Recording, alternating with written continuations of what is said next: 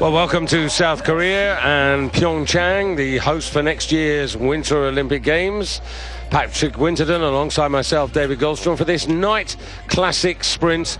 Very much a dress rehearsal, particularly for the organisation, particularly perhaps for the servicemen. But we'll talk a little bit more about that when we get to it. Before we look towards today, we go back to Falun.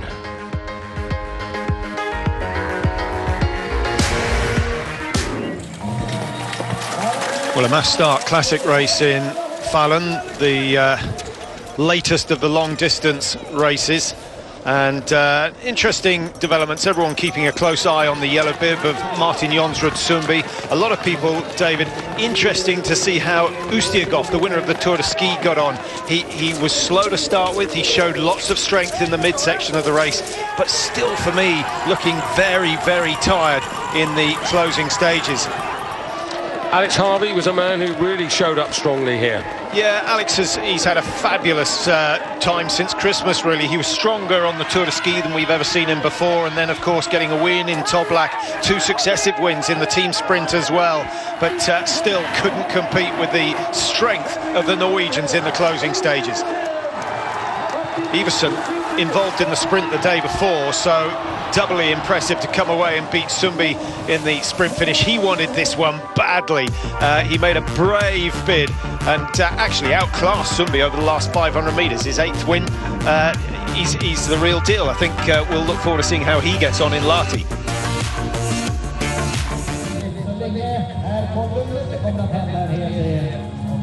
I got a lot of boost. Well, Patrick, lovely atmosphere, just coming up to 7 o'clock in the evening. Quite interesting that they've made this a floodlit sprint. Well, I think there are a number of reasons. One, it means that more people can turn up to watch because the day's work is done. And 2, of course, it's good for viewing in Europe. So the women also racing long distance, 15 kilometres. Nielsen winning the sprint the day before, but even she couldn't stop the Norwegian 1-2-3. It was really, after about 5 kilometres of the race, it was a question of which of the Norwegians was going to win. And Marit Bjørgen really setting the pace. She did a lot of the donkey work early on. Osberg following in her trail. Heidi Weng. From halfway, it was obvious that Heidi Weng was hanging on in there. And Marit Bjørgen, a big burst coming up to the top of the final climb before they descend into the stadium. And as you'll remember from the World Championships, David, your position coming into the stadium is absolutely crucial. But Osberg couldn't do anything about the strength of Marit Bjørgen. Yet another win, picking and choosing her races and seemingly winning at will. Having said that, she didn't win the sprint the day before, got outclassed by Nielsen, but my goodness, what a return season she's having. And those fantastic stats there. Amazing, 105 World Cup victories. But looking very much, certainly one of the women to beat when they get to Korea, but more immediately to next month's or next World Nordic Ski Championships. So back to the present and today's competition in Pyeongchang. We're about 120 kilometers to the east of the South Korean capital, Seoul, and they call this part of the world Happy 700 Pyeongchang because the mountains around here, and it is pretty mountainous, is at an average elevation of about 700 meters. Anyway, we'll take a short break, be back for the start of the women's quarterfinals after this. So, just about 5 minutes away from the start of the 3rd classic sprint of the season. The World Cup hasn't been over in Asia on too many occasions. In Japan on 4 occasions, in China almost 10 years ago, 3 visits. But today in the evening, the clock coming towards 7 o'clock, and you can see not a chilly evening. And very dry as well, 56% humidity. You mentioned the difficulty for the technicians. This is something they have to get used to, and it reminds me of Sochi, where the teams like Norway made such an effort and still got it wrong. Two big climbs in the early part of this sprint course. That second one is going to be crucial. I don't think we'll see anyone going too hard on the first one. And then a long, flat finish. Lots of opportunity. The men's course, just 100 metres or so longer. That double climb before they come down to the low point of the course and then go up the same big climb that the women have to negotiate. That will be interesting. So effectively 3 climbs. It remains to be seen whether that second little rise on the first ascent has any effect at all, whether it plays a part in the tactical moves. Well, Sophie Caldwell of the United States in good nick, and she the fastest of the qualifiers. It has to be said that a good number of the leading sprinters in both the men's and women's divisions are not here. That's a little bit more about logistics and the state of the season, being only a couple of weeks away from the Nordic Ski World Championships. But it'll be interesting, Patrick, to have a look at this course, see how it operates, whether they are likely to make any changes. And, well, an Olympic silver medalist, the fastest, Panjinski, Olympic silver medalist back in Vancouver, heads the men's qualification times. Lots of Koreans in the qualification, but sadly all of them knocked out because it's only the top 30 that go through.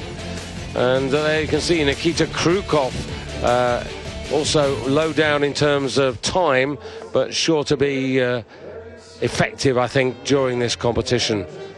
There's a deal of Russians involved in both the women's and the men's competitions. Yeah, they're strong. They have so much strength in depth, and really, if you look at Russian cross-country skiing, they have over 1.5 million active racers. So those are the people that they're not just going for a little day trip. They race, and their biggest problem is how to select the best. How do you find them in a country that size?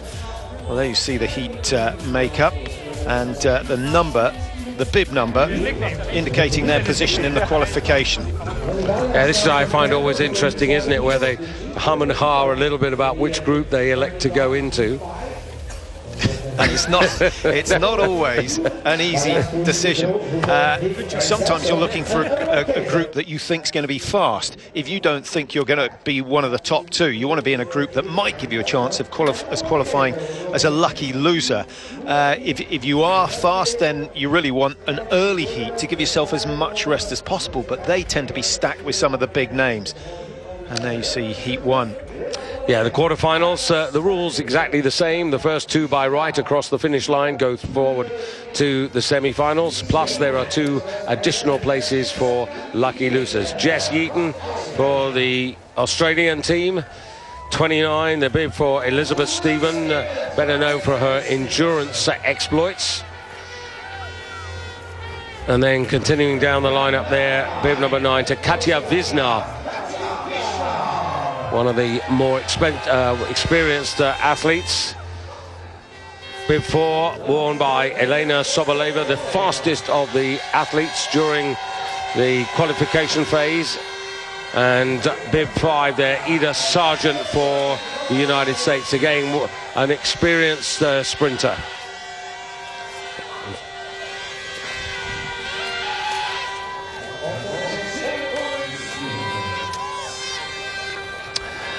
So the first of the quarterfinals for the women's sprint over 1,400 meters. Russia, United States, Slovenia, Norway, United States and Australia. Fairly straightforward start, Patrick. Well, at this stage, you're just trying to avoid any collisions with the other races. In the classic style, that's not so difficult. Be interesting to see how they jostle for position before they start the first of the climbs. But from this double hill profile, I think the first climb is going to be fairly conservatively taken. I can't see anyone really wanting to put too much out, particularly in the heats, David. I think the likes of Soboleva and Sargent will be confident that they can go through. They want to slow the pace down as much as possible, and I think that's why Elena Soboleva's put herself to the front, because from there she can control the pace. Yeah, she's also got a bit of pedigree. Some 4 seasons ago, the under-23 world champion in Sprint Classic, and now coming forward. She's only 24 years of age, so really coming into what should be the strength of her career, and being shadowed there on the near side by number 9 there, Katja Wisner. Well, this is a stiff climb, and all those World Cup athletes who've decided not to make the journey, particularly Nielsen of Sweden and Falla of Norway, they will be watching this thinking, my goodness, we've got to do some hill training for next year, because that's a long climb, and that's not even the biggest of the ascents on the course. And already you can see trailing in their wake there, Jess Yeaton of Australia. And right at the back there is that's Elizabeth Stephen behind her. Yeah, so those two having a good battle. Great to see the Australians represented. I can't think of a time before we've seen an Australian woman in a World Cup sprint knockout phase.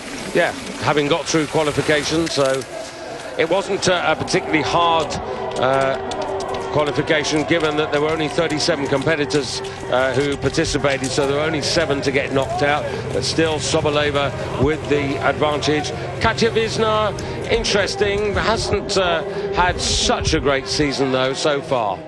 Tall. Petra Madic, you might remember back in 2007 in Sapporo at the World Championships, one of the few times that the elite of the world's cross-country skiers have been across to Asia. And now making a move there, Slind for Norway. Right, I was just imagining, looking at the start list, I imagine there was a phone call between Norway and Sweden to decide that Nielsen and Falla wouldn't make the journey. For Nielsen, winning the Sprint World Cup is a huge ambition for this year. The Swedes have never won a crystal globe on the women's side, so that's something that she desperately wants, and she might have thought this was an opportunity to steal 100 points in the World Cup, but I think Falla will have just made sure that Nielsen wasn't coming into the finishing straight, and as you saw, a quick downhill descent. I think a lot of the sprint races in the Olympics are going to be won by the top of that climb. Yeah, good line there by Soboleva, who stayed in that aerodynamic tuck, conserves her energy for the final phase of the race. Wisner demoted into 4th place, but it is Soboleva who leads in the centre of those 3 athletes coming down, and it'll be a lunge for the line for 2nd and 3rd places. Soboleva just clinging on, but oh, that's very close. Sargent, Soboleva in a photo, Slind just behind, and the time there, worth noting, 3:39.7 in respect of the lucky loser pool. Well, was it Sargent's lunge, Patrick? Do you think the boot just got there? It's irrelevant, to be honest. It's about finishing in the top 2. Ida Sargent didn't need to do that. Practice your sprint finish by all means, but save as much as you can for the next round. They didn't have a lot of leeway. They didn't push hard on the first climb or the second. So I think the 2 favourites playing it very sensibly. And, you know, we'll see the time up the second climb, 2:02. We'll get an indication on the next run just how good it was. They, a risky strategy, I think. Yes. Well, reverse angle here. Far side is Ida Sargent's boot. Yeah, big toenail or so gets her across the line. Interesting though, Patrick, perhaps the people who are going to learn most out here are not necessarily the racers, but the servicemen. Well, the servicemen and the coaches, the coaches will certainly enjoy looking at the course, because it will influence the way they train their athletes later on. Sprinters now pretty specialist.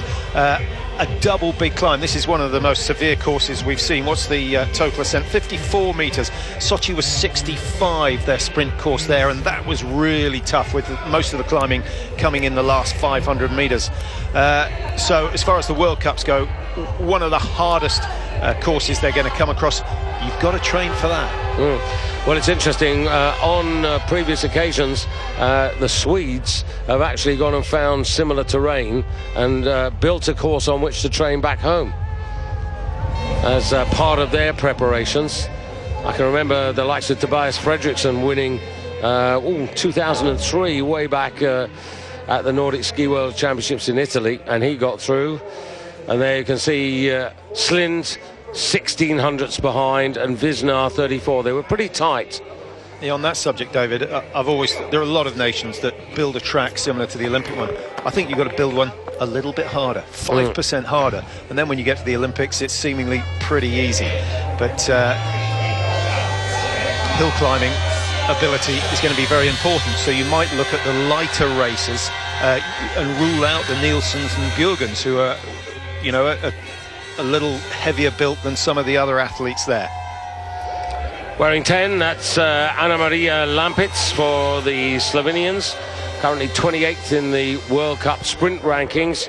3, arguably the favourite according to the clock, Anna Svensson from Norway, 3:45.16 was her time in qualification, ranked 30th. And then Alisa Zhambalova of Russia. Russia with a significant number of competitors in the lineup. And Jenny Solin for Sweden completing the lineup. Rules the same, first 2 across the line. Yeah, I think what we're going to see throughout certainly the women's race, Davies, is that those who qualify fastest actually come through to win. If you look at the time margins between the top 10 seconds separating the top 10 in the qualification, that's an extraordinary amount of time, and you can't see anyone improving on that qualifying performance in the space of an hour, which is all they've had to recover. So coming to this first turn that sweeps them round to the first climb. Interesting to see how this time the initial climb sorts them out. Yeah, Sarova of Russia, I think she's decided to go hard. Unlikely to qualify if she gets involved with the others.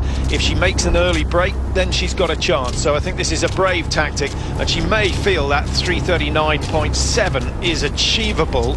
Although looking at her qualifying time, finishing 2030 was 18.6, 3:59 was her qualifying time. So I suspect she'll fade on the second climb.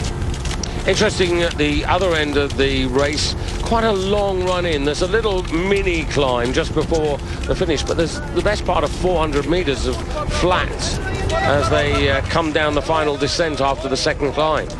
And so if you're in contact, if you're within 10 metres of the lead going over the top of the second climb, you've then got a chance. You'll get sucked down into the stadium. Any more than that, and I think you're not going to catch the leaders. I didn't feel there was a huge opportunity, not like Farlem where you had that long run in round the stadium. I thought that was the perfect sprint course. Zhambalova there ahead of Lampitz of Slovenia. And at the back there, Jenny Solin for Sweden. But for these racers, a valuable piece of education, opportunity, and they'll be giving some feedback to the likes of Stina Nielsen. Well, the tracks are certainly in good condition, very wide, which the racers enjoy. So Zhambalova it is who's up there, leading the way. Anna Svensson, I think, playing it fairly sensibly. She knows that Zhambalova is the danger, so she's tucked in behind her. I think she'll watch the Russian, try and match her stride for stride. Lampitz from Slovenia on the right-hand side. She's got a good position. They're just slightly slower than that first heat going under that banner by 2 seconds or so.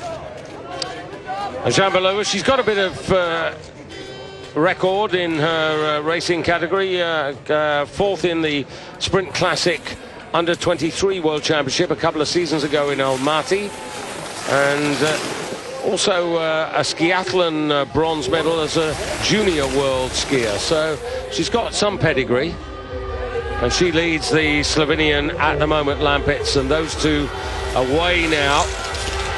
Yeah, Anna Svensson foolishly allowing a little gap to open up before the top of the hill, and now she is chasing the game here, because this is not quick enough in my book to qualify as lucky losers. 3:39.7 is the time they need if they want to move into the lucky loser bracket, and Lampitz still looks full of running. Yeah, interesting little burst of speed there, and trying to take on Zhambalova. So the two of them are clear. They're going to finish in first and second place It's just a little bit of pride, really. I suppose you might get a better draw position by winning at Jambalova in the end pretty easy. They're both eased off, really, as you can see. Into third place, Svensson, 3:45, considerably slower, Patrick. I mean, that's considerably slower. Yeah, that's slightly surprising from Svensson. 3:45. Looking at her qualifying time, she was 3:45.16. So actually, just a fraction slower than her qualifying. 400th slower. You would have expected a rise in standard. The really good, the really confident skiers here will have paced themselves on the qualifying. Does it matter if they qualify first? Only because you get the first choice of group. But then, you know, what does that matter? People are, you know, you're then there to be shot at in terms of loading the group. So slightly surprised. I think Svensson maybe should have been a bit more confident to take the qualifying a bit slower and then come through and save something for that first round. Lampit sensible. She realised that she could ease off, promising maybe by the 21-year-old Slovenian, the new generation.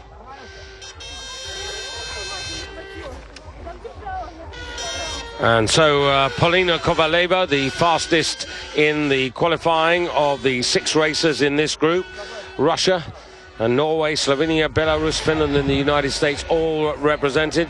Liz Gurney for the United States would be the slowest of the 6. 21 here, this is Mona Lisa Nusiainen.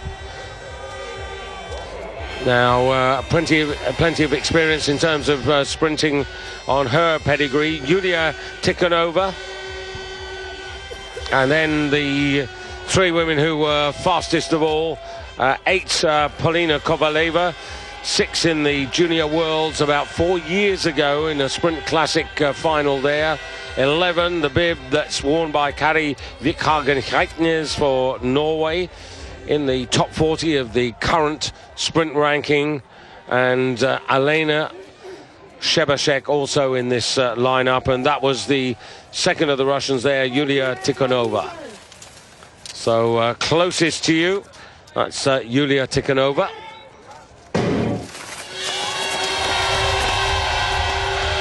Shebashek and Tikhonova, 17 and 18, need to stick to the likes of Heitnes and Kovaleva on the first climb, and then they've got a chance.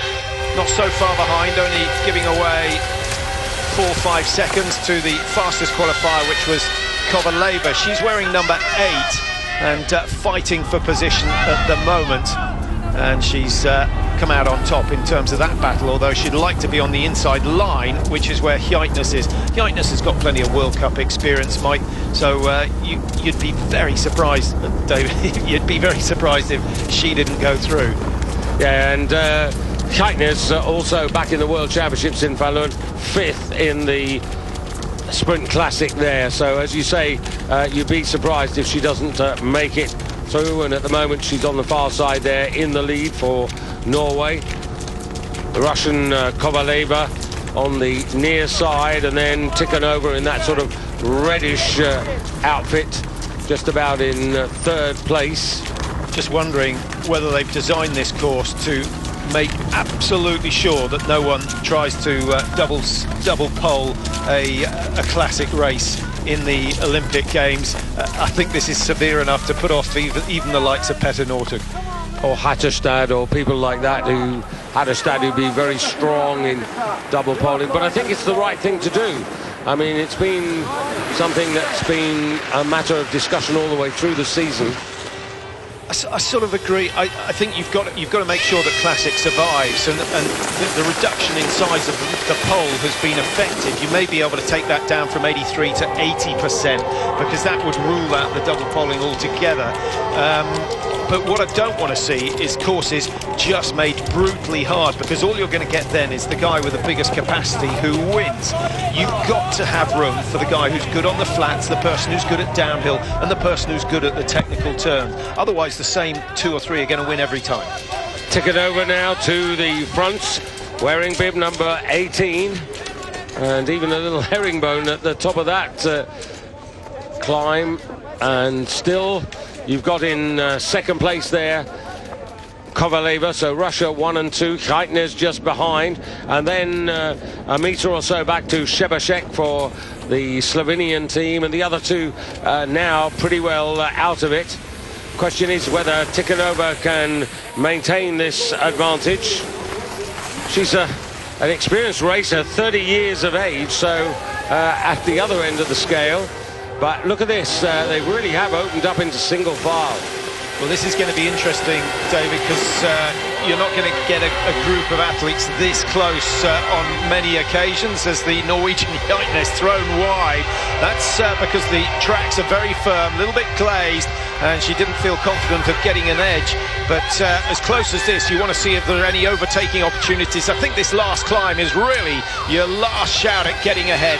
And if you can get within 2 or 3 metres at the top of that climb, you could get sucked down and carry good speed into the final stage, which is what Chaitnes has done here.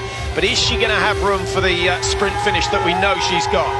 Well, she only has to be in second place to qualify, and 3:36 again. This is not going to be as fast as the first quarter-final by some way, and in fact it's going to be the slowest of the quarter-finals. But all credit to the 30-year-old. She's beaten off some younger challengers there, and Chaitnes gets the automatic qualifying second place, and Kovaleva 3:48.2. Sorry, that's not slow, that's not quick enough, and she and Shebashek are out.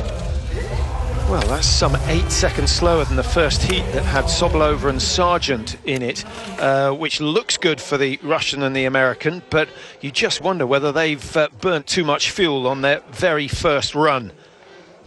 Good grip. No one is going light on the wax, David. They want that traction on the climbs, and that's something that the technicians will have looked at very, very carefully. Conditions are good for waxing. It's sub-zero, so no real problems. Were it around zero, I think we'd see a few differences between the preparation of the ski.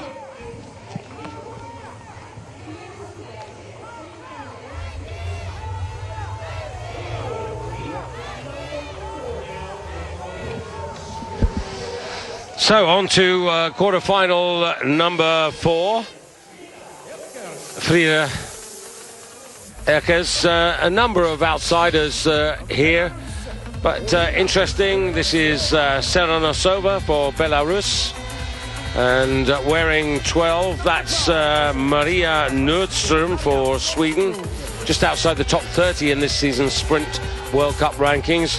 1, Sophie Caldwell, who has to be the big favourite in this quarter-final. Sophie Caldwell 10th in the World Championship Sprints of a couple of seasons ago, and Chico for Germany, the second fastest in the qualification earlier on. 19, yet another of the Russians, Anna Medvedeva. So Sophie Caldwell, well, it'd be a big surprise here, Patrick, if she doesn't go through. Well, I think a lot of the other athletes showed her a lot of respect by avoiding her group, as Caldwell was the first to choose, having won the qualification. 1.84 clear of Justina Kowalczyk, who goes in the last group. So quite a margin clear, and 4.5 seconds separating the top 3 qualifiers. So Caldwell was on fire this morning.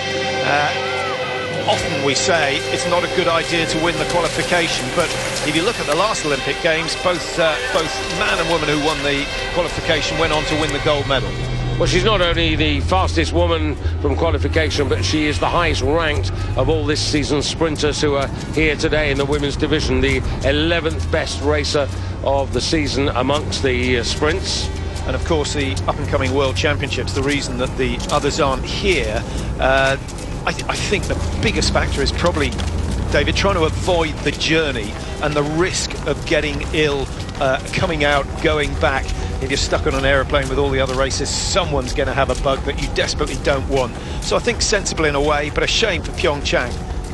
4 top 15s in the last 4 sprints for Sophie Caldwell, but at the moment in the red there, leading up is bib number 24, and that is Polina Seranosova for Belarus. The last heat went over the summit of the first climb in 1:31. They need to be at least 3 seconds under that,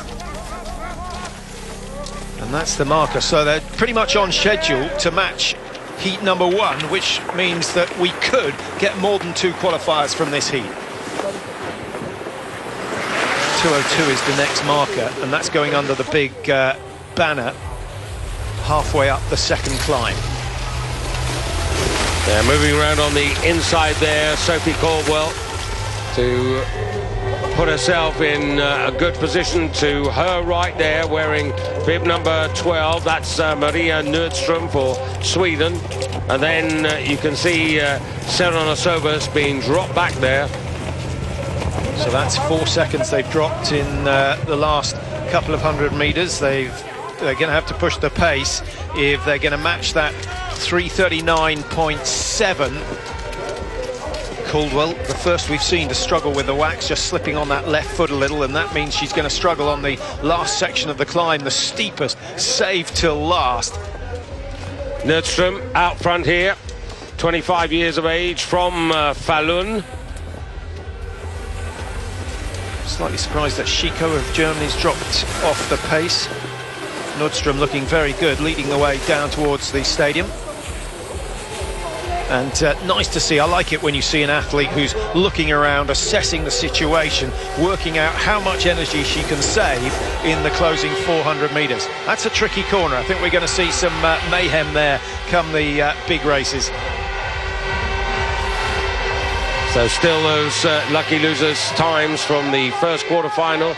And there you can see Sophie Caldwell up this little hummock, really, coming into the final straight there, and Nordström once again getting the initial advantage.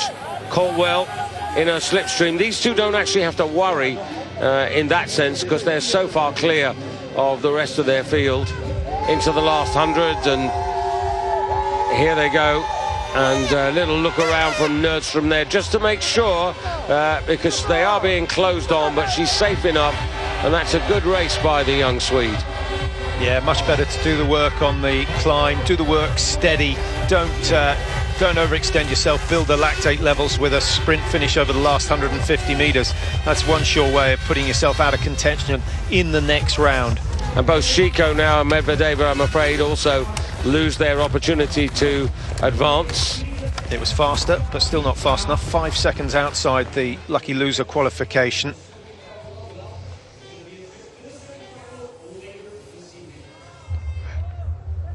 Good push, though, by Nordström, wasn't it? And Sophie Caldwell, this is the point where they broke away, and Caldwell just comes through and gets it on the line, but no matter, really. Yeah, fast skis, Caldwell, but slippy skis as well. So she had to do a lot of work on the uphill section. Nordström looked comfortable. She generally controlled the pace and has won herself semi-final place as a result.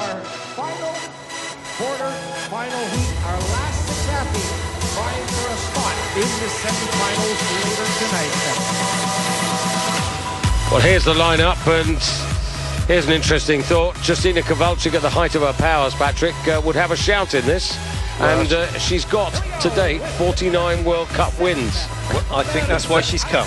I think that is why she is here, because she hasn't looked like getting anywhere near winning so far this season, but this is her best opportunity. Yeah, she's by far the fastest of the 6 in this lineup here. Molin of Sweden. And there, Justina Kowalczyk. Well, twice an Olympic champion, twice a world champion. Fantastic athlete, but has really lost her way in recent seasons. And Laura Gimler for Germany, the second fastest, but when you look at it, she was, what, 8-9 seconds behind Kowalczyk. So Kowalczyk, chronometrically, this should be a breeze. Yeah, what we don't know is what sort of pacing Gimler was employing. She started 18th in the qualification, so she did have a bit of information on the early starters. If she was saving herself, then she can certainly improve on that time of 3:51. Lucky losers need to be a whole lot quicker than that, but I think the big story here is Justina Kowalczyk. But you can see David already losing 4 or 5 metres in that first 150. Now she'll have to start and fight. In the old days, she would have been out front, just telling everyone else what to do and when to do it. Well, she just wasted a lot of energy there because she wasn't able to complete what she was aspiring to do. And here you can see the power of the engine going there as she gets up into the lead. But what I find interesting is to watch her on one or two of these corners, and particularly that last sweeping right-hander, because downhill descents are not her cup of tea. Yes, but big climbs are. Big climbs have always been her strong point in the classic style. This is obviously the gold medal that she's going to focus on next year. I think it's one that she's got a really good chance if she can get herself to 95% of her former best, because she's a brilliant hill climber in the classic style. Not the prettiest in terms of technique, but really, really aggressive on the climbs. And Laura Gimler from Oberstdorf, she's broken away with Justina, but they've left the others trailing in their wake as they complete the first of the climbs. Now, it'll be interesting your split times, Patrick, as we go through here. Yeah, well, we'll track it down. 1:31, the last group, the fastest group so far over the top of the first climb. So I think they're not far off the money at the moment. I think that's going to be all right. The big banner of 2:02 is the biggest mark because a lot of the groups losing time. There you see how shaky Kowalczyk is on the skis. I still can't believe, with all her experience, that she hasn't done as much work on the downhill as she does on the uphill. Winds it up again. Yeah, stomps her way up the hill. This is sort of Petter Northug-esque from Farland that you'll remember. Well, it's quick. Fastest under the banner at 2 minutes dead. 2 seconds ahead of that first heat. And the young Swede, Ellen Mollin, trying to close up there, wearing bib number 14 from Östersund. Just beginning to think that she might have a chance to get on terms with Gimler, but you can see the gap there. But she's possibly aware of the fact that this is a quick heat and she might just grab a lucky loser place, but probably not when it comes to it. And Justina Kowalczyk's now broken away. Yeah, I think the fact that the leading two have broken away from Merlin of Sweden really rules out her chance of getting the lucky loser. Had she just been with them over the top of that last rise, she'd have a chance. Kowalczyk again looking shaky. This is the difficult right-hand corner, and if it's icy on the day, it's going to be a major problem. You see, she just doesn't have the confidence to stand on one leg. Well, it was amazing there because she took those little steps. Every time she does that, she cuts her speed, and she's allowed Gimler to get that little bit closer. Now Gimler with trying to match the tempo. She doesn't need to. She just doesn't need to. They're so far ahead of third place that they can just cruise round this final stage. Kowalczyk's still working 100%. Does she look like someone who can win her 50th World Cup? Well, it's going to be much more competitive, Patrick, when we get through to the final, if she's there, because she may not have that. She may have company on that big sweeping right-hander into the straight, and that might make it different. 3:39.6, so just a whisker faster than that. And having been 2 seconds up, halfway up the second climb, they end up a couple of seconds, second and a half slower than that first heat in the end. But good to see Kowalczyk through to the semi-finals. But being in the last heat, David, means you have that much less time to recover than those who went early on. And that is always a factor.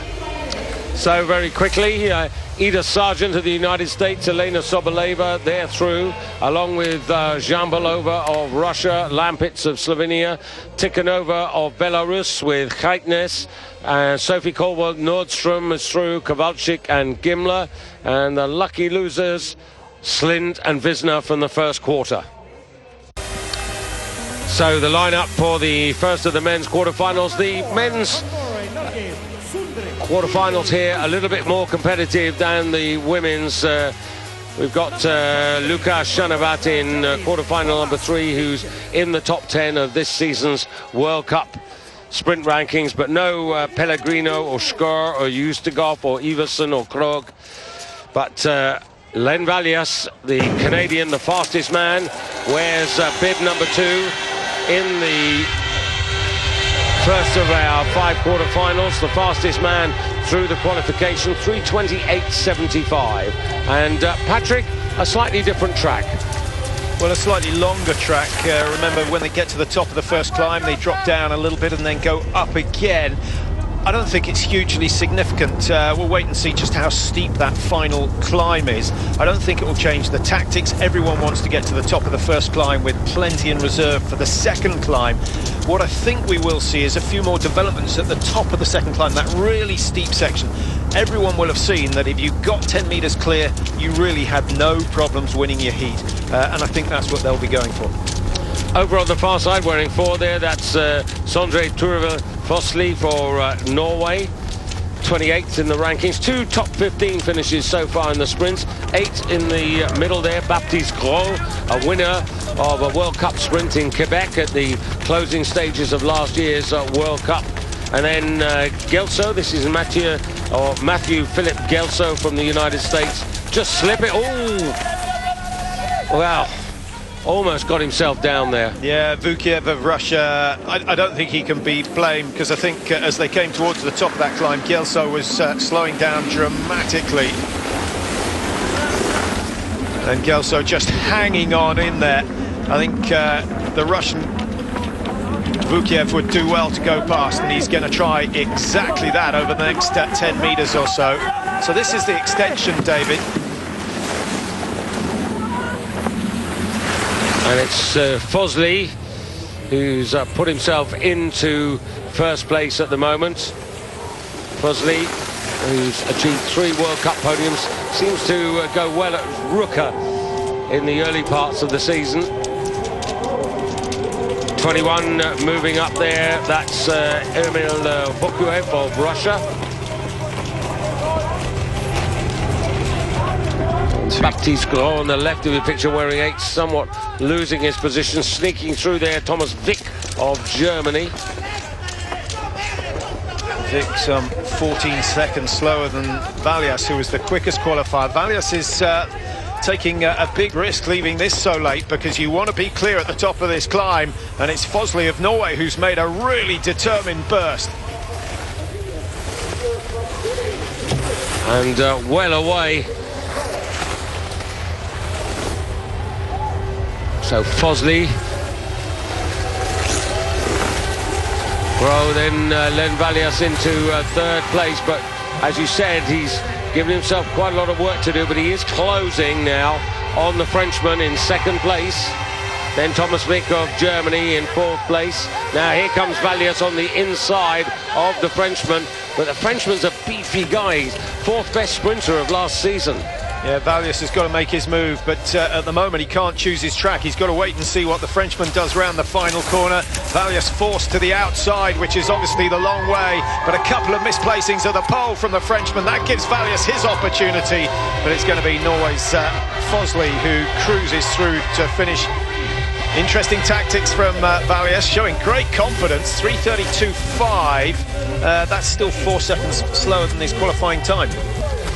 Yeah, and interesting the different stature of these 3 sprinters. Yeah, good speed on the downhill from Valias, which may indicate that he went a little lighter on the wax, which is why he dropped off the pace on the uphill. It's such a difficult equation to get right. But look at him, he's tall, long levers, Baptiste Gros, you know, stocky. Yeah, he's a huge man. In the old days, when it was all classic, they used to feel that 6'4", 6'5" was the ideal height. I'm not sure that holds anymore. Well, whether Baptiste Gros gets through, we'll only see in time. He's got half a second off the leader, Fosley.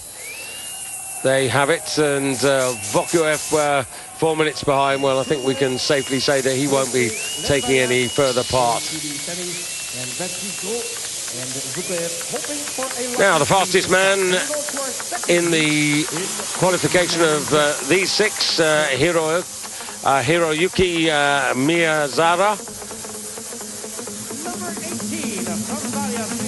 Eric Silver from Sweden. 3:33, so actually the Japanese racer, his time compared to Len Valias, a good 5 seconds slower. Yeah, again, tactics probably played a part. And we can only work that out later on. Pavel Petrov of Russia. The Russians, if you're in the Russian suit, you're going to be competitive. There's no doubt about that. But Miyazawa, brilliant qualification, 3:33.45. But then look at Pyeongchang at 3:26.78, still some 7 seconds quicker. So, like the women's, big margins between the top 10. And also, as you said, Patrick, with the Japanese athlete going for quarter-final number 2, one or two others might have gone in here thinking, well, this is our best chance to get through. I think that's the case. You know, going in heat 2, you obviously have less time to recover between the qualification and the first heat, but that is still significantly longer than you get between the first heat and the semi-final. So I think Miyazawa showing a certain amount of confidence with his choice of group. Yeah, Miyazawa, who wears bib number 9, just at the back at the moment on the far side, but early days, as Pavel Petrov for Russia on the far side has the lead there from the Norwegian Nguyen. I think this is the only heat, David, of men and women's first rounds where every single competitor in the heat has a chance of going through. There are only 4 seconds separating them all in the qualification. So don't rule Ketelai 17 and Silfa number 18 out of this one quite yet. Oh, indeed, Parfanov, who's won from the back there. He's got a little bit of pedigree in sprinting. Only one podium, and that was a couple of seasons ago in a freestyle race on Russian snow. Yeah, the only man who looks to be struggling is Miyazawa, fastest qualified. Yeah, that is strange, because he's the disconnect now. You just sense there was a little bit of panic coming into him there, because he suddenly realised that he has closed up a bit there. But he's still got a lot of work to do. Look how hard he's working. The first group under the advertising banner in 2:10 exactly. They don't need to better it, but they need to be close. Oh, first faller, and that is a big fall from 17. Toni Ketelai of Finland. I'm not sure whether he got pulled over. The rest did remarkably well, and that's an opportunity for Miyazawa to get back in the race. And 2:05, it's quick. And Parfanov going to the front there, and Miyazawa, as you rightly said, into second place. Then you've got Petrov of Russia in third, and Ketelai, a long way to come for that to happen. Yeah, but he will have skied the course plenty of times in training. He's done it twice in anger, so he'll feel that was worthwhile, assuming he gets a place in the Finnish team. That fall may rule him out for next year. Well, you have got some distance races as well to come over the weekend, so there'll be more familiarisation on some of those tracks. But look at this. This is single file. And the Norwegian Martin Nguyen only third at the moment. Yeah, I think he's going to close down on Miyazawa, and he's going to take Petrov with him as well. Parfanov is safe. Yeah, Parfanov looking really good, well balanced. He's got a good double poling action, and see how he works over the top of the rise. So many club skiers will stop at the top. He did what, 2 or 3 big pushes on the way down just to accelerate. Yeah, takes the speed down, and look at that in the last 100 metres. He's way clear. Committing his weight forward. Miyazawa in second. He's in danger. Nguyen's coming. Yeah, Nguyen's coming on the far right of your picture. And actually Petrov with a charge as well. So 3:29. So that is quicker in terms of quarter-final times. Parfanov and Nguyen go through by right. Petrov has to wait. Miyazawa, well, didn't really run the best of races. Yeah, they were 5 seconds ahead of Heat 1 going under the banner, and they finished 5 seconds in front. So it's a fairly good indicator. And poor old Toni Ketelai, big fall from him. It would be nice to see a replay, to see whether anyone else was involved in that.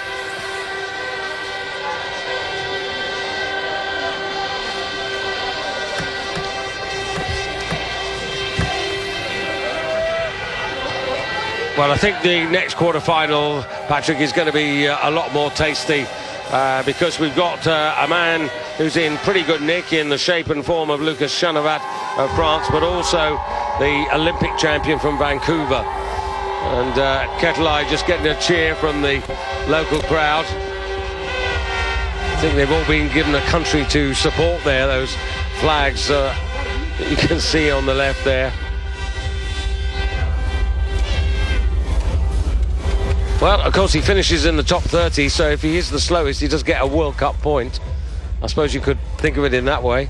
Yep, that's a positive spin on a big tumble. Here we go. This is the fall. He's lying in third place at the moment. Oh, it's just too much weight over on the right ski, isn't it? On that inside ski.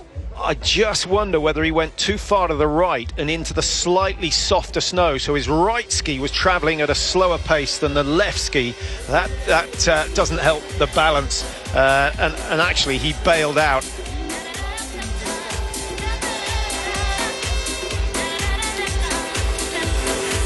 Well, this for me is an interesting quarter-final here. Chanavat, the Frenchman, 22 years of age, and Krukov, the Olympic champion, 31 years of age. But there are one or two others. Here's Nikita Krukov, world champion also in the Sprint Classic in 2013 in Palazzo Val di Fiemme. And 25 there in picture, Simon Lapointe from Canada. Finland represented by Lori Varinen, outside the top 50 in the sprint rankings. And then Lucas Chanavat for France, 22 years of age, under 23 world champion in the freestyle sprint in Romania last year. So an up-and-coming athlete, Sweden's representative. And also in here is Gleb Retivki for Russia.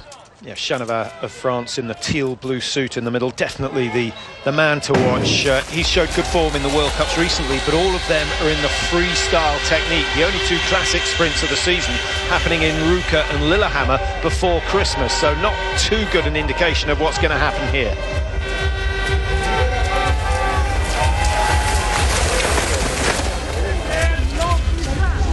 Canadian up front here, Simon Lapointe.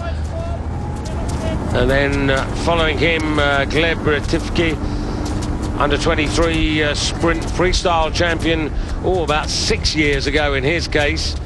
And then moving up on the near side there, bib number 19, the Finn Lori Vuorinen. So this looks very steady. A sensible pace, I think, which is an indication that no one's going for a lucky loser slot. And if that's the case, Lucas Chanavat is the man to favour, wearing 3, sitting in the back of the pack. It's a risky strategy, David, because if, say, number 25, for example, had made a burst, Chanavat's not in a position to match it. Yeah, I must say, Chanavat looking pretty relaxed. It's the Swede at the back there, Robin Norum. So they have this double climb, this extra 100 metres for the men. And you can see now Chanavat really profiting by staying on that inside track, just coming out now to go past the Canadian. The new target time at the advertising banner is 2 minutes 5 seconds, and they're approaching the corner that brings it into view. There it is.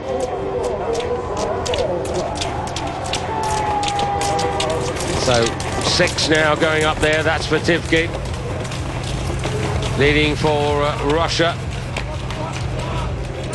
Second behind the pace. Sorry, I was just pointing out that they're a second down, but Ritvik a good second ahead of the rest of the field. So they're struggling if they're going to match that 3:31.9 which is the lucky loser time. Now Shanavas starting to wind it up. There's the importance, David, of taking it easy on the first climb. You've got something to give later on. He was almost in trouble. Did he have a collide there with the Finn? He did. So the Finns aren't having a good day. Ketelai taking a fall, and Varinen's pole just being snapped in half. They're incredibly strong longitudinally, but if you clip them from the side, they break like a twig.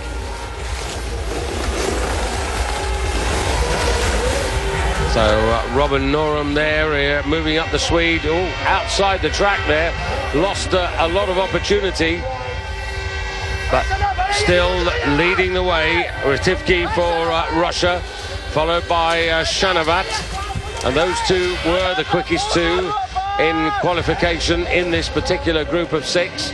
Shanavat not bothering at the moment to really push away. He's got the Olympic champion on his heels, so he needs to be a little bit aware. Krukov coming into it late, double polling, but Shanavat looking as if he's just about got enough. Oh, he did just have enough there. And 3:31. Well, it is the quickest quarterfinal so far, so that does give Krukov a chance to get through as a lucky loser. Well, I thought that was a classic example of how much time you can gain by changing tracks. Kryakov, it's got to be crisp and clean, but he certainly gained 1.5 meters with that one track change, which put him in contention for 3rd place, but it left it just a fraction too late. Here's the broken pole. Yeah, and it could have been either pole that breaks, but it's normally the aggressive one that survives and the passive one that breaks, so unfortunate for the Finn.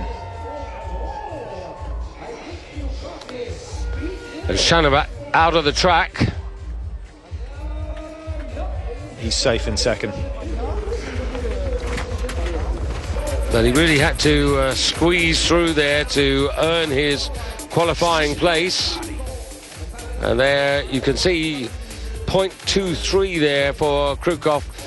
Well, I've seen this happen before, where he gets through as a lucky loser and then progresses. So the man who was a runner-up in the Olympics in Vancouver, Panzinski, now the man to beat in this 4th quarter-final. Switzerland,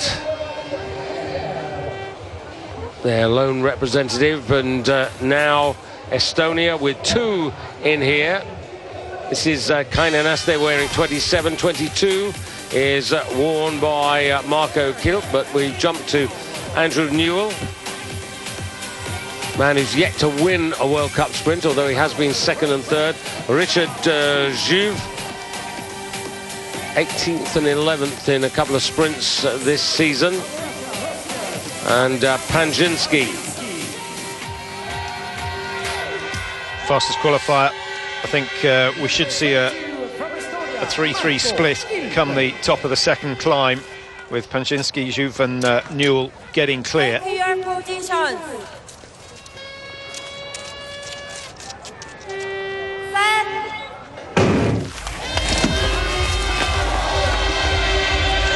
Panzinski, interesting character, because when he won that silver medal he was 20 years of age, and since then he's failed to reach a World Cup podium in all of his racing. So to a certain extent he looks like a one-race wonder. Well, it was interesting, wasn't it? The sprinting at the major championships really only came in 2002, so by 2010 it was still relatively new, and the Russians had focused purely on the classic technique. That was a race that they focused on, and I'm pretty sure that's why they did so well. They were so strong on the climbs around that Vancouver stadium. But also they had a tactic which caught the Norwegians napping. If you remember, they burst out and the Norwegians were completely taken by surprise, and that's why they ended up with gold and silver. So this is Andrew Newell, the man from Vermont originally, who this season so far outside the top 30. He's come so close to winning a race, but should have won a lot more given all the opportunities that he's had. Well, today's probably his best opportunity that he's going to get, with so many of the big names missing, the Pellegrinos and the Eversons and the Scores and the Svensons. But not only would he get a win if he did, but he would head into the Olympic Games as the defending champion on these tracks.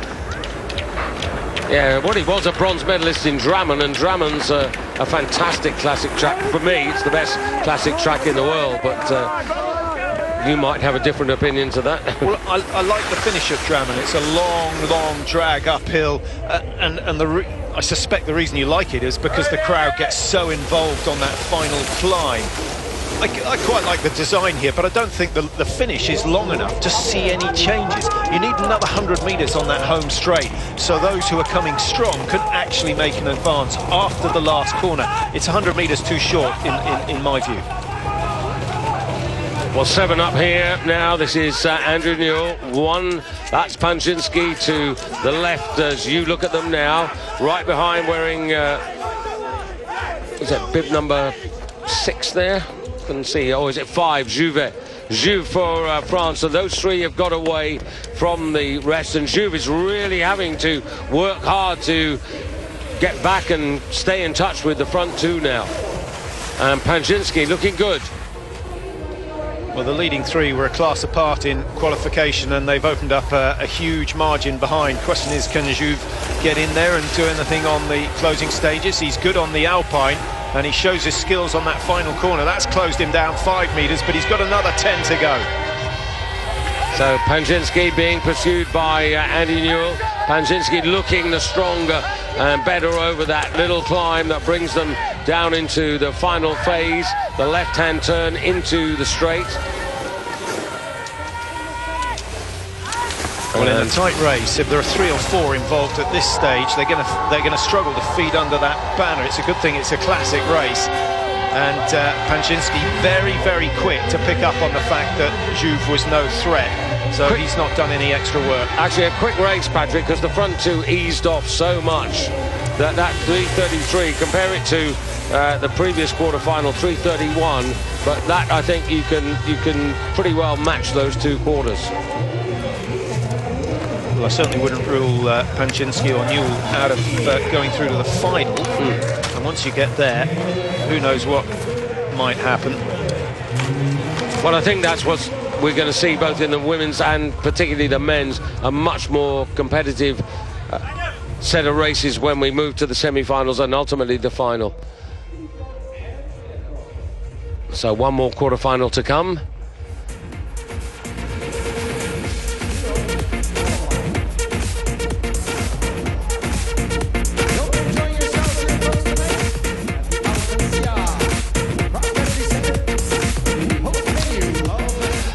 Well, the Americans have got Andrew Newell through to the semi-finals. What about Simeon Hamilton, fastest of the 6 that you're about to see here, and a World Cup winner in Lenzerheide as part of the tour back in 2013. Gustav Eriksson for Sweden, and Jesse Cockney representing Canada, but there are 2 Norwegians in here. And both of them pretty interesting. And this man, well, Dan Stock, he's the youngster, 5th recently in Ulricehamn, over 15 kilometers freestyle. And the more experienced sprinter, Matthias Rundgren. I think Daniel Stock, Patrick, could be interesting because he was also a bronze medalist in the skiathlon a couple of seasons ago. So he's the one who's moving forward from the younger group.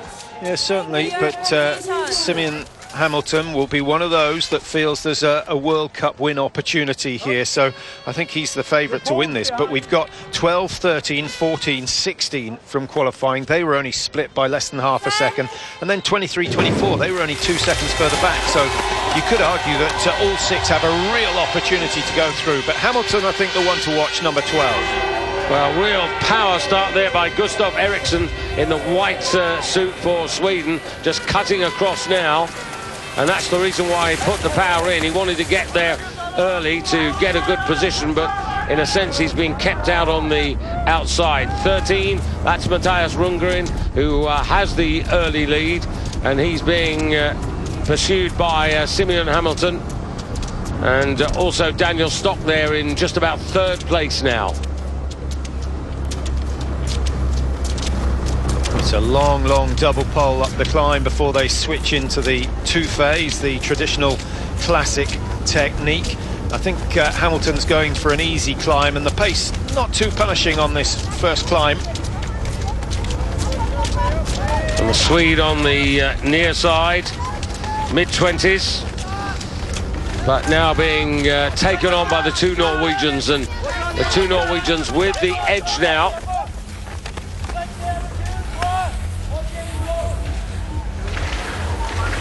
And Andy Kuhn is the man at the back there in that German race suit, which I find hard to describe in terms of colour.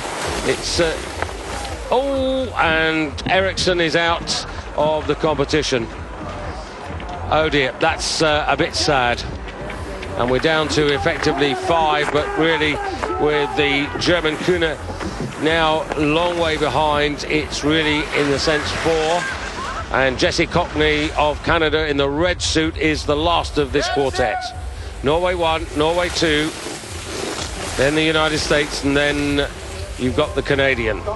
Looking for a time of around 2:05 under the banner, our second faller, and that's Simeon Hamilton, who's gone down, taken out of this one, and he too suffering from a broken pole. And a lot of drama here, David. This is interesting, and certain courses cause problems in terms of athletes fighting for position. Fast corners that lead into uphills nearly always result in incidents like this. So it's the two Norwegians, Stock on the far side and Rundgren. So Hamilton gets a pole, but all too late there. Stock on the far side and Rundgren as they go down there on the right of your picture, and being pursued there by the Canadian Jessie Cockney. Well, they're not so far off the pace. 3:30 will do, but with 3 fighting instead of 4, maybe they won't be pushing too hard in the closing stages. Drifting widest is the Canadian Jessie Cockney. Yeah, he hails from Canmore in Alberta, and he's now moved himself up, and it's Matthias Rundgren, and they've left Daniel Stock behind, and it's the Canadian now going through with what looks to be plenty of energy. And Rundgren settling for second place, I think, because the Canadian wants to win this one, and Dan Stock is just a little bit too far behind. Well, he's up the work rate now, but I think he's left it too late. As you say, Jessie Cockney, good great time. Style. Yeah, 3:31.2, but still the pace not quick enough to allow 3 to go through. Stock losing it on that little rise. Missed his chance. Andy Kuhn of Germany, 3:44, did 3:40.05 in qualifying, and here's the man who will hurt the most. Simeon Hamilton was looking very, very relaxed. He did next to nothing on the first climb, and I think was building towards a massive effort on that second ascent. But taken out, broken pole, nothing you can do. And the sprints nowadays are so quick that you seldom, if ever, see anyone fall and recover. Yeah. So those who go through to the semi-finals, Fosley of Norway and Len Vallias of Canada from the first quarter-final, Parfenov and Nyenge from the second quarter, Russia and Norway, then Rativki and Shanava from the third quarter-final. They're into the semis, Panzinski and Newell, Russia and the United States, and now Jessie Cockney and Matthias Rundgren. So that's the men's quarterfinals. Very shortly we will see the women back in action in the first of their 2 semi-finals when we come back after this.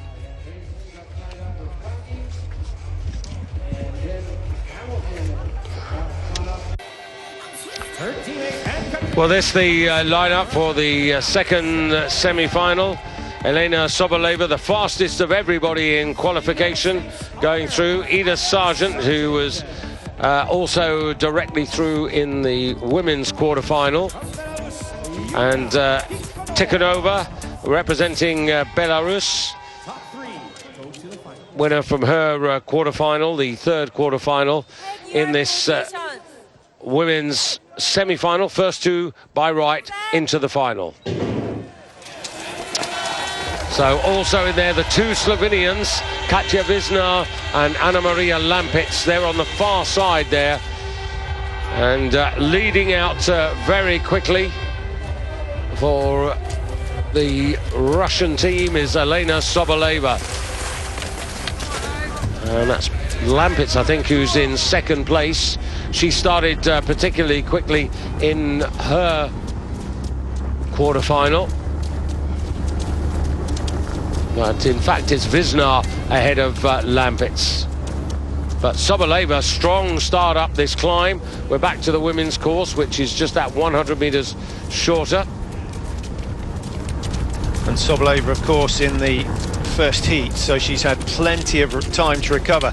And actually, David, the women get slightly longer because between their heats and the semi-final, you have the 5 quarter-finals of the men's to go.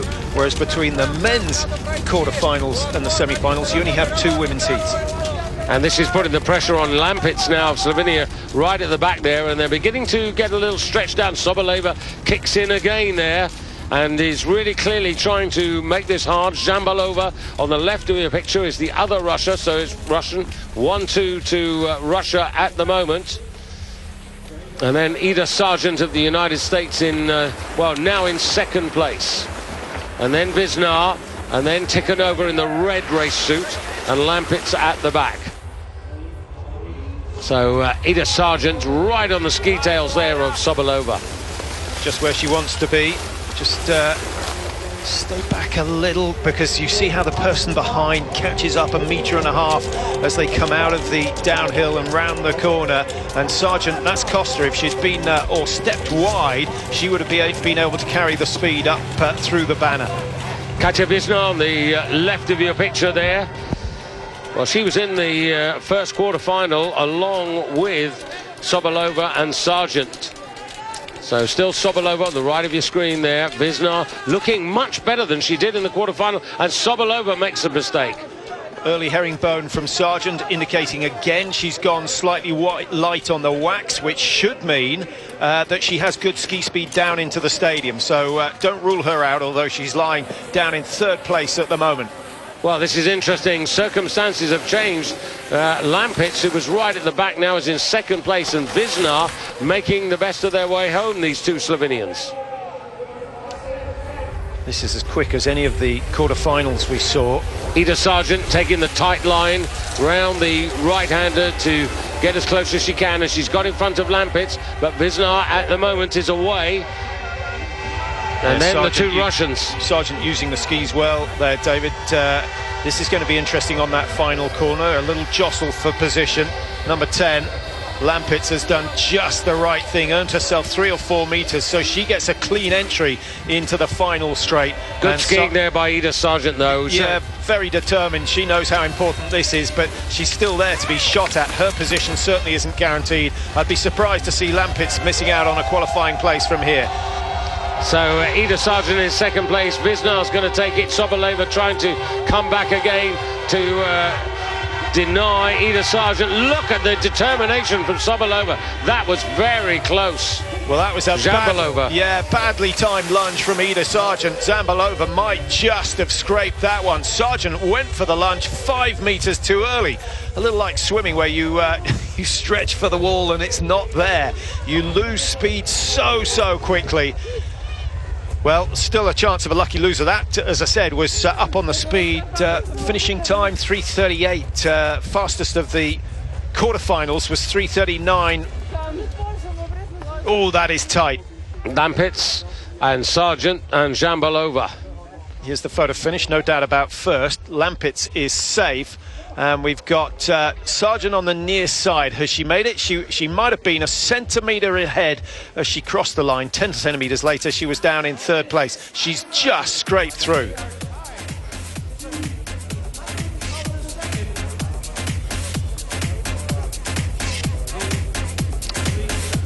So second semi-final, and Sophie Caldwell, the fastest in qualifying.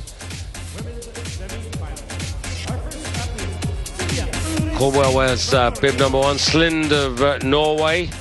Now Slind getting through as a result of being a lucky loser. Sweden's Maria Nordström.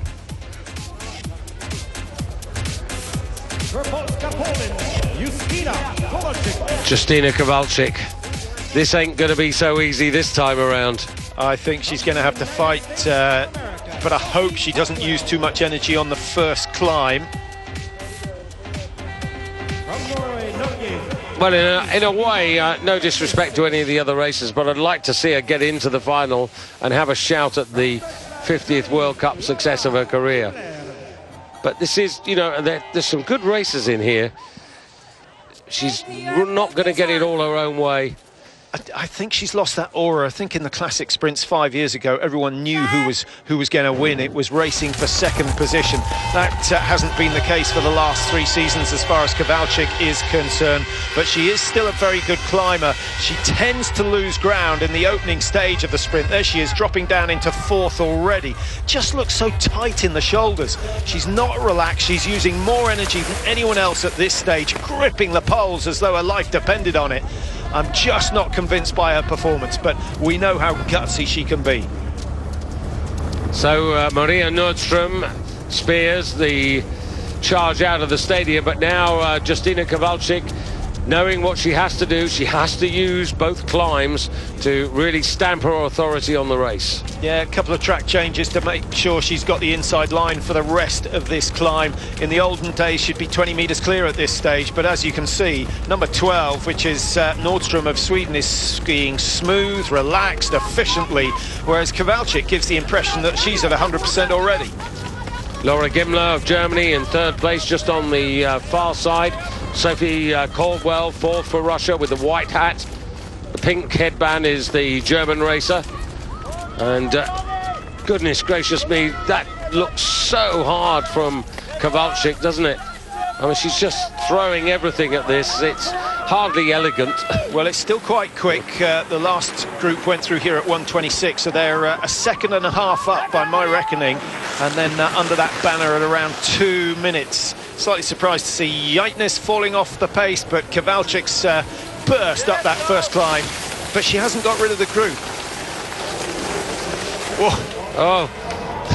Well, yeah. And then creates a roadblock. Well, you can see how the grip wax is suddenly gripping on that corner for some of them, and that's what throws them off. Now Kowalczyk has got to do it all over again, and I just think she should have taken that first climb easy. On the right of your screen there, that's the German racer Laura Gimler, and 12, Maria Nordström, 1, Sophie Caldwell on the left of your picture trying to get into this. And Kowalczyk presses on there. Gimler with problems with her skis. Maria Nordström back into 2nd place. Caldwell's got a lot of work to do. Steeper it gets, the more advantage Kowalczyk has, but remember, her Achilles heel is the downhill corners, and she's still got one of those to negotiate, so I still don't think it's going to be an easy win for Kowalczyk.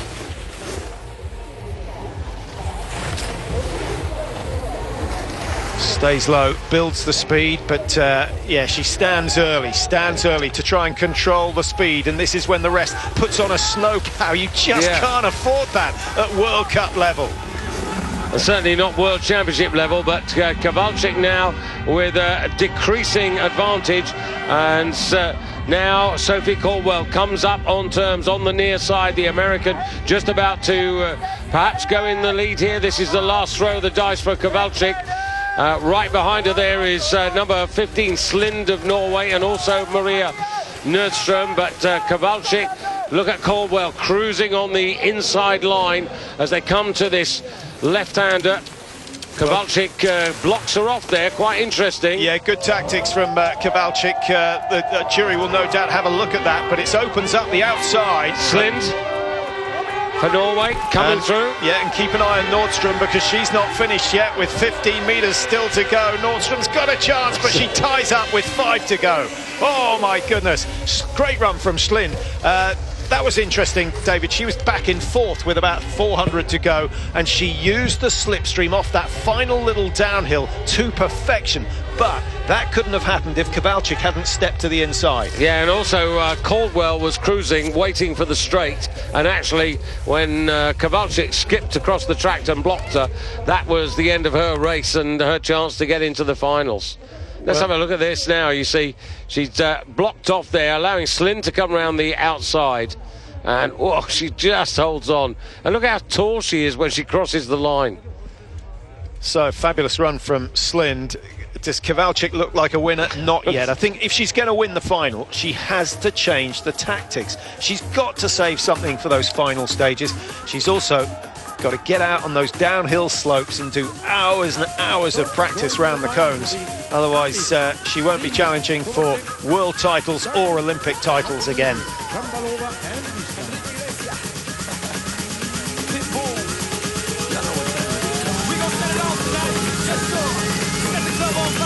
Well, we're on to the men's. I think Maria Nordstrom may well have got a place as a lucky loser into the final. More of that when we return to the individual final for women.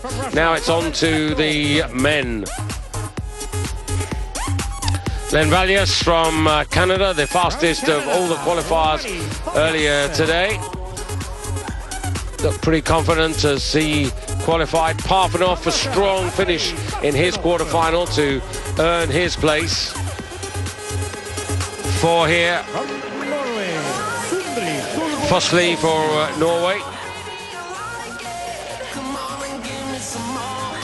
From Russia, Lev Ritvik.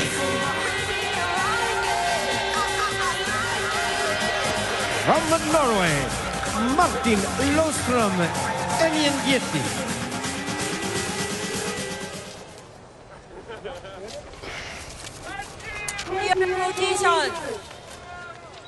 Well, Valius took it very easy over the first half of the course in his quarter-final. He's the tall man at the far side in the red and white suit of Canada.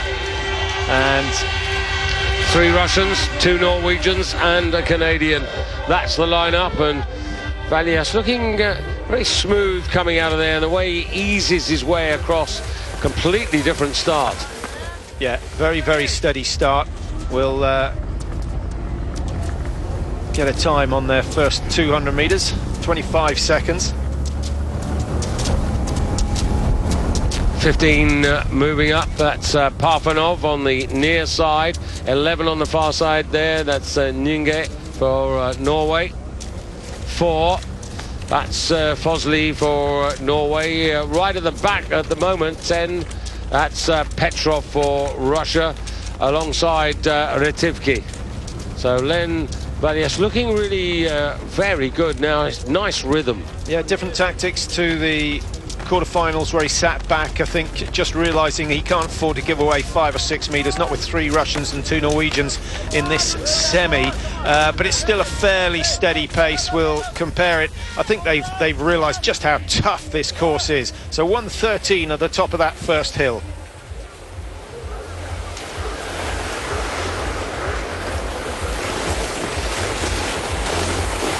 Well, we're down to 5 now, because Petrov looks as if he's detached by a margin too far to get back. In fact, both of those Russians at the back there, both Petrov and also Retivki, I think it is, at the back. Those two look to have too much work to do. So Parfenov doing well. Yeah, lowest ranked with bib number 15, and he was some 7 seconds slower, 8 seconds slower than Len Valius in the qualifying, so he saved something for the latter stages. Good pacing from him.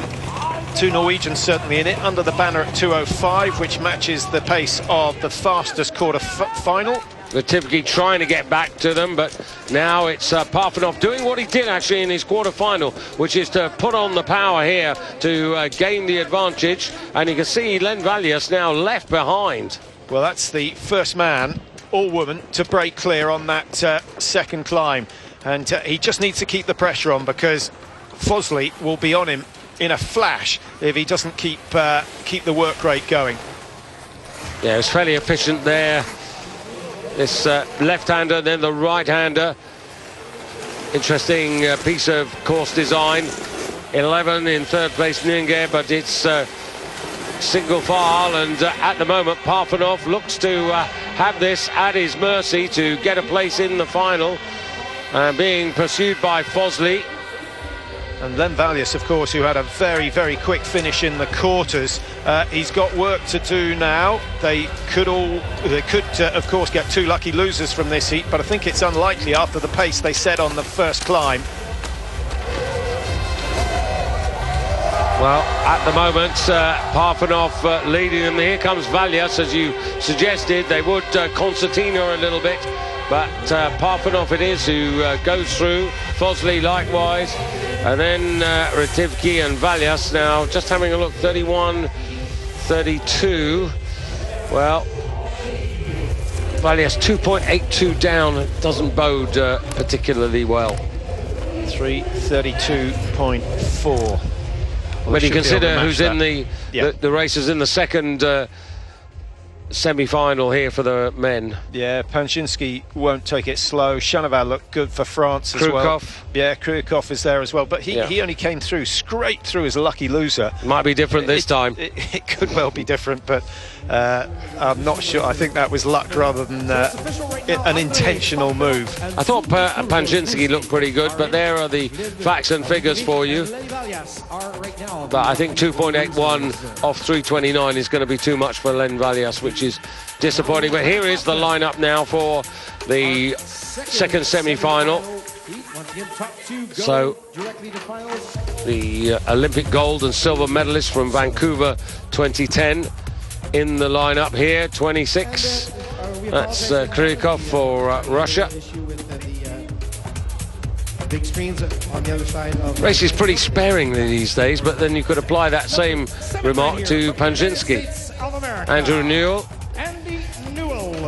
Well, Andy Newell, if he's going to win today, he's got to do this with the greatest of economy to get through. Lucas Chanavin for France, the highest ranked in the current sprint rankings for the season, and 16 Jesse Cockney. Can he do what probably Len Valias couldn't do in the first semi?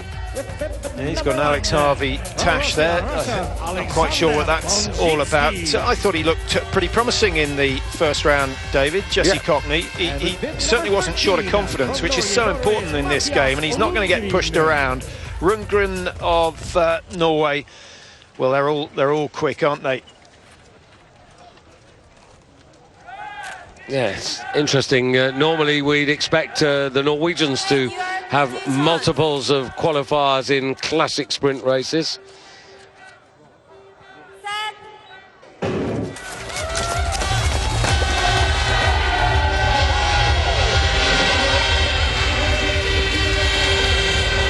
So Chanavin pretty smartly away, but Panchinski on the right of your screen wearing bib number 1. Trying to come through from the outside, Andrew Newell into just about 3rd place there for the United States. White hat. Just on the outside, on the near side to you now. Into 2nd goes Andy Newell. Exactly the same pace as the last semi-final. Going through, or just coming out of the stadium, starting the first of the climbs. And your next marker is the top of this climb at around 1:13. I think they've got to be a couple of seconds off that if the lucky losers from the first heat, the first semi-final, are going to cruise through to the finals. Andrew Newell doing the pace setting at the moment. Noticeable that Jesse Cockney is much closer to the action than he was in his respective quarter-final. A little bit slippy from Jesse Cockney. That's 2 or 3 times he's slipped on that right foot, now on the left. He can survive the first climb, but every slip puts extra effort through the arms. That will tie the arms up for the second of the big climbs here. Should mean he has decent speed on the downhill. Krikov, last of everybody at the moment. And he's in a difficult situation there, because you mentioned it before, if the front guys decide to put a sprint on and go away, that makes it all a bit harder, and that's exactly what's happening. Yeah, that's exactly what Panchinski's just done, up the pace as they start the descent to the bottom of the second climb. That was a good move from Panchinski, and it just strings them out. What is it, 20 metres between the front and the back of the field? And the faster it gets, the bigger that gap gets. 2:05 under the banner for the first of the semi-finals. Russia, America, and then bib number 3, France, Shanava.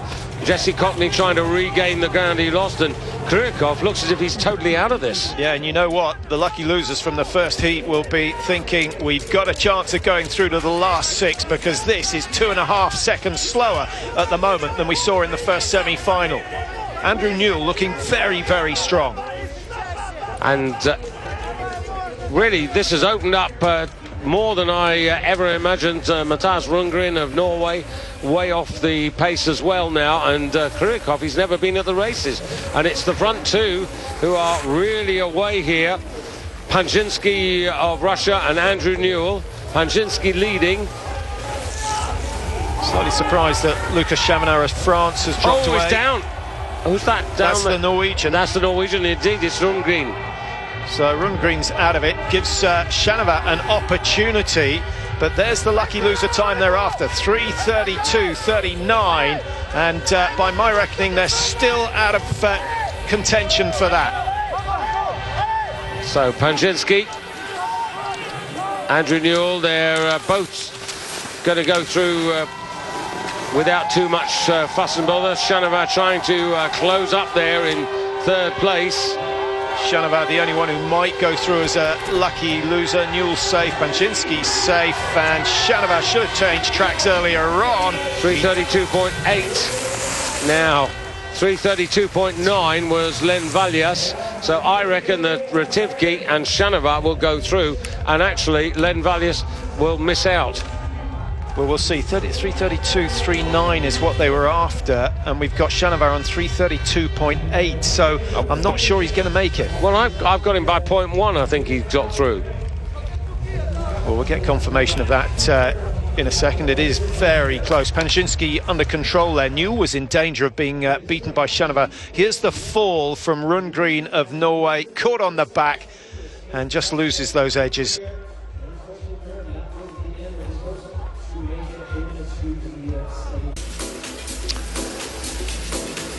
Here we are. Well, here in Pyeongchang, we're down to the sprint finals for men and women. Patrick Winterton alongside myself, David Goldstrom. This very much a dress rehearsal for next year's Olympics. A 1400-metre course here for the women in their final. And in the final, Katja Visnar for Slovenia. And Number 2. Justina Kowalczyk, who'll be bidding for a 50th individual World Cup success. Might have a chance. Here's Anna Maria Lampitz, winner of her semi-final, to go through. Looking suitably excited. For some of these women, the finish they're going to get is very much going to be a personal best. Slind of Norway, who also took her semi-final in some style, and Ida Sargent, who's been there or thereabouts in the quarters and the semis, representing the United States, and Zhambalova of Russia to complete the lineup. Well, this is a really tight affair. I should think a lot of those spectators here who know about cross-country skiing, a lot of those watching at home will be thinking or wanting Kowalczyk to do this, to get that 50th World Cup. Certainly, she deserves that landmark when you consider what she's done in her career so far. But I'm just hoping she doesn't try and control the pace. And dropping the back already. Yeah, but the problem is she had an outside draw there and didn't have enough pace at the first 100 metres or through the first 100 metres to try and get herself in a position. So she's going to have to skip tracks, I think, to try and impose herself on the first of the 2 climbs. Yeah, she's got to do what Pazinski did in the last of the men's semi-finals, which is the break clear on that final climb. But she needs to get 25 metres clear, because you know she's going to lose 15 on the way down to the finish. And there she goes. She skipped tracks now. Here she goes, trying to make up the lost ground on the outside. Meanwhile, it's Ida Sargent up front, leading for the United States of America. Right behind her is Katja Visnar in 3rd place, actually in 2nd place at the moment, Slind of Norway, and here comes Justina Kowalczyk, upping the pace here, and knowing that she's got to get to the front, she's got to build this advantage. because I don't think she'll be any more courageous on the downhills, Patrick. Well, she's not going to be any more skilled on the downhills, which is what's lacking. You could argue she has to be braver than anyone else because she knows she's more likely to fall. Ida Sargent, brilliant tactics so far. She's done nothing wrong. And this is where Kowalczyk's got to go. I thought she looked a little more relaxed than she did in the semi-final. That's got to be a good thing. But Sargent looking so composed and has just paced this one brilliantly so far. Yeah, she's been much more efficient, and whatever energy all of these women have got left in their tanks, Ida Sargent is in the best shape. Yeah, Sargent's downhill skills are there. She spent a lot of time on the alpine slopes and it really shows. Slynn's starting to make a move for Norway. She's got to be considered in this because she shouldn't have any trouble getting around that final corner either. Yeah, and then moving up there, wearing 10, that's Lampitz trying to get on terms. This is the bit of the course that belongs to Kowalczyk. She's got to get 10 metres clear by the top of this climb, and it's a brutally steep climb. Sargent again into the herringbone early, indicating the wax isn't good, but a good move coming in from Lampitz of Slovenia. Yeah, Lampitz, nothing to lose, everything to gain, and she's almost on terms with Kowalczyk. Ida Sargent holding on to third place, Slynd in fourth place. Slynd could finish quite quickly here. She showed that in the semi-final, and there you can see the awkwardness of Kowalczyk. Yeah, she's like a three-day-old giraffe on a pair of skis when it comes to these sort of courses. She doesn't like the ice. Look at that, throwing in the snow plough again. You can't do that at this level with all her experience, and she's bustling her way round the corner, whereas Lampitz looks smooth, Sargent looks smooth, and I'm afraid that's the end of Kowalczyk's chances. Yeah, Lampitz coming home and looking as if she could well win this sprint. Lampitz for Slovenia, this would be a feather in her cap, I tell you, if she can do this. The Slovenians haven't really found an ace sprinter since the retirement of Petra Madic, but look at the advantage she's got, and it's now Slynd challenging Ida Sargent for second place and just about getting there. Meanwhile, a first World Cup success for Anna-Marie Lampitz of Slovenia. Second in there, Slynd, Sargent and Kowalczyk, I'm afraid, missing out on the podium. Yeah, if she's serious about Pyeongchang 2018 and she wants that Olympic title, then Kowalczyk needs to come and spend the rest of the season here just practicing those downhills day after day after day, because she is not going to win unless she can get round those corners nice and smooth and carry good speed into the home straight. It just beggars belief that that isn't what she's worked on over the last 3 years. Well, I tell you, a lot of athletes dream about being a World Cup winner. Very few actually realise that dream, but at the age of 21, Anna-Marie Lampitz of Slovenia has done just that. Those in the know will look at the venue and say, well, that doesn't mean quite as much because a lot of the big names weren't there. But she did nothing wrong today. The Slovenians all look strong. And Lampitz, look at the gain she made on one corner alone, taking 5 metres out of Kowalczyk. And it was that crucial lead coming down onto the flats at the bottom of the stadium. No one was going to overtake her from there. Good finish from Slynd again, just like we saw in the semi-finals. So in a couple of years, I think she's going to be a dangerous contender. Yeah, and you can see Slynd, I think that's a personal best for her. And whatever you say, maybe the top women aren't here, but you know what? A win's a win. And that is her World Cup success, whatever happens from here on in. Yeah, and the prize money is real, and the World Cup points count. Yeah, 100 World Cup points. Well, how nice is that? So Slynd looking pretty happy as she crossed the line. Well, a great finale for Well, it'll be interesting to see what Anna-Maria's got to say. I'm sure she hasn't prepared a speech. She probably didn't expect this to be happening. And looking at Slynd, indeed a personal best for her, her first ever World Cup podium as well.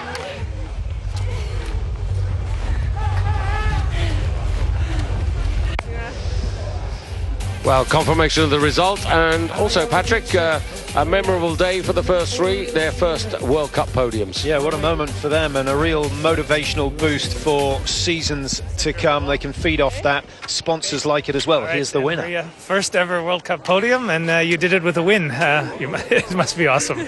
Yeah, I'm so happy. At the first, I can't believe that I can win, but I was so good down here. So yeah, it was crazy. Yeah, Justina made a big move on the climb. You were the only one that could go with her, and then you had the good move to get in the lead before the final curve, and yeah, it worked out perfect. Yeah, I know that I can be also second because I know that Justina, it's not so good down here. So yeah, it was very good. We saw you take a quick look on the final curve to see where the girls were. Did you feel safe when you saw the gap? Yeah, I must look, and then I see, yes. It's my first win, so I'm so happy. Congratulations on a very nice win. Yeah, thanks. Yes, so she should be. I think that the corner she's talking about is after the long downhill before they do the twist and turn into the home straight. I think that's going to become known as critical corner because so much time's been won and lost just by having good cornering skills there.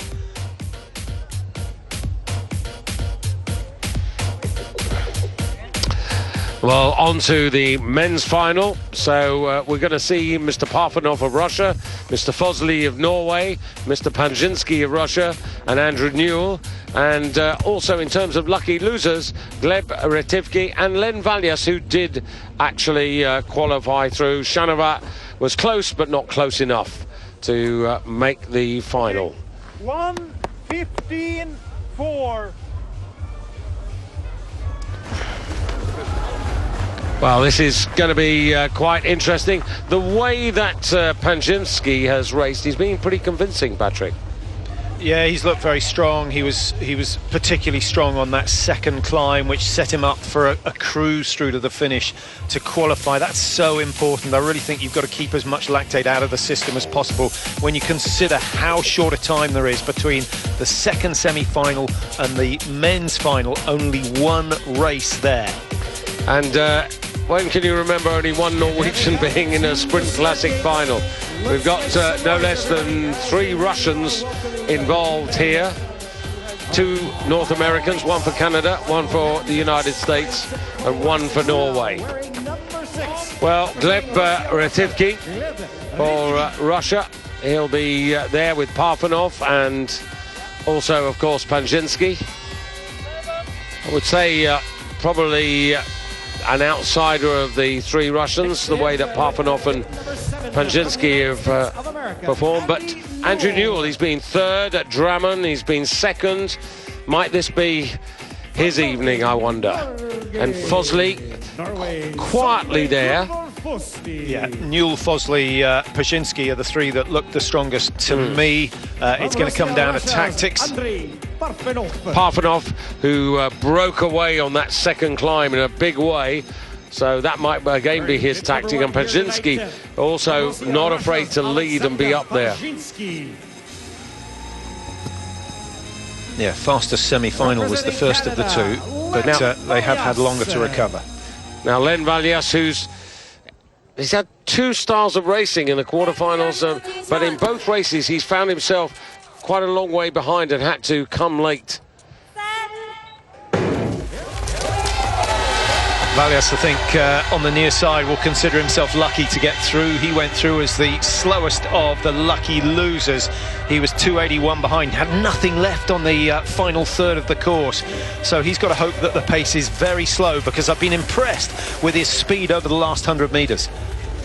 Panjinsky wearing bib number 1, the fastest qualifier earlier on in the afternoon, is the man who leads up there at the moment. Parfanov going with him, so Russian 1-2, then Fosli on the near side with the white hat for Norway, then the Canadian in red, then Retivki, and that leaves at the back of the field Andrew Newell. So Newell needs to get a little closer. I don't think you can take the risk here of the front runners just having a burst of speed and running away from you. Well, Pyeongchang went for a burst at the top of the first climb, which was, he's the only person to have done that so far today, but it did string the group out from 10 metres to something like 25, and I think Newell will be aware of that, but he wants to get to the summit of the first climb with the pulse rate still well under control at around 150, and he's done just that, so I don't think Newell's done anything wrong so far. No, he responded rather well there, I thought, and Pyeongchang on the far side track just edging into the lead around the corner. This double climb that they have, which is unique to the men's race. Pyeongchang goes again, a little bit of double poling. Len Valius, as before, now drops back to the tail of the field. So Russia at the moment, the 1-2, Fosley for Norway in third place, then Rativki, then Andrew Newell, then the two North Americans at the moment at the back and getting detached. And Len Valius has got to start making a move if he wants a chance of winning this one. I think there's more chance of Russia getting a 1-2-3 than seeing Len Valius in the top spot. Fosley, though, beginning to respond there for Norway. And although they've looked fairly conservative in their pacing, they still went under the banner at 2:05, which is matches the fastest we've seen so far. Parfenov into Herringbone, Pyeongchang almost, but just maintains it. Rativki in third place, then Fosley, then a big gap there to Len Valius, and Andrew Newell is not at the races. Yeah, Fosley, number 4, has got to stay as close to these Russians as possible. He's got to be able to take advantage of the slipstream on the way down. He's got it on this descent, so he's still in the running for a top 3. Valius surely has left it too late. He's in 5th place, trying to close at the moment. Now, it's got to be up this climb now. Fosley goes on the outside, David, and has gained a position, so he's moved up into 3rd, but he's had to start the double poling sprint very, very early. Fosley coming up on the near side there. Pyeongchang dropped back into 4th place. And this is a real opportunity for Fosley. He's got the optimum track as he comes round here. Rativki, he just goes inside Rativki now, and Fosley for Norway now fighting out, and Rativki fights back. Well, this is where the Russians are so good. Their commitment on the double pole, the angulation they get, so powerful from Rativik. Brilliant finish from him. Fosley 4th to 1st in the space of 200 metres, but then just didn't have anything to give on that last 100. And Valius in there with Parfenov for a photo to get on the podium, but Len Valius, he can't afford to race like that. I mean, he's never going to get anywhere if he leaves himself with so much to do. Yeah, I think he's tired. He's had a busy period. Of course, got a win with Alex Harvey in the team sprint in Toblach. That was a big moment for him. He looked fantastic there. I'm not sure that he shouldn't be in Europe somewhere, just resting up, preparing for the World Championships. He wanted a podium. He's just missed out by a fraction of a second.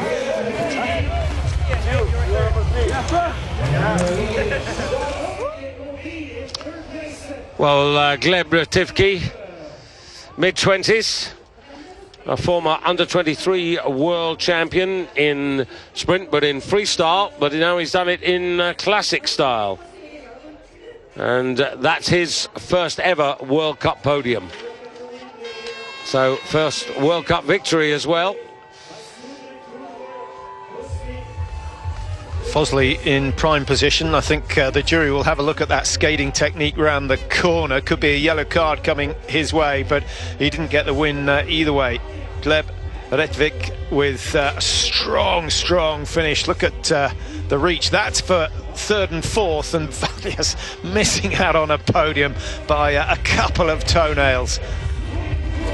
That's where the long legs help, but he still needed a couple of extra inches. Well, Fosley, that's the 6th time he's been a runner-up in competition, but a Russian victory. We've seen quite a lot of Russian success, both in the Universiade recently, Patrick, and, well, it is what it is. It's what you see in front of you. Yeah, and the Europeans, of course, biathlon Europeans, they've been dominating there as well. They take all championships very seriously. part of the perk of having so many competitive skiers, that they can always churn out some world-class athletes. Everyone, of course, looking at results suspiciously, but this is something Russia have done for decades now, is send a full team. It costs, but they send a full quota. They always put their 6 places in. Yeah, and also giving an opportunity, particularly in the Universiade, to introduce some racers into international racing. Yeah, normally you look at the Universiade from 2 years ago, 4 years ago, and most of the people in the top 5 are now racing at World Cup and doing well for themselves. I'm not convinced the level this year is quite as good as it's been in the past, but a lot of that's due to the proximity of the World Championships coming up, and the fact that a lot of athletes don't want to have to fly to Almaty and then fly back again and risk getting ill before the biggest moment of the season. Yeah, absolutely right. Nothing to do with the diet. No. So Fosley, probably, I would think, the most disappointed of this little trio here. Ativki with the big beaming smile, and Pyeongchang, well, he ran out of petrol. Yeah, maybe, he worked hard. You mentioned he put in a burst on the climb.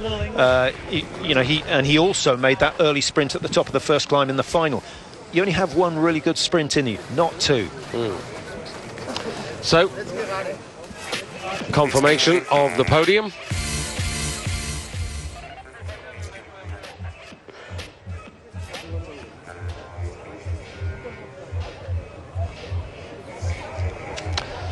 Well, really disappointing for Andrew Newell. Congratulations on your first World Cup victory.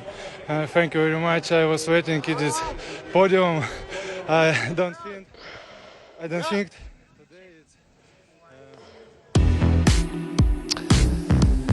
Well, plenty of Nordic action, as you can see, coming up over the weekend. The ski jumpers are now ski flying in Oberstdorf. The biathlon women, well, a dress rehearsal for them with their men in Pyeongchang.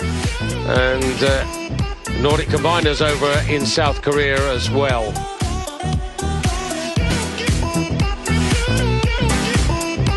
Likewise on Sunday. So it'll be interesting to see the turnout in those respective disciplines. But it'll give us a clue, certainly, as to the track and challenges for next year's Winter Olympics in South Korea.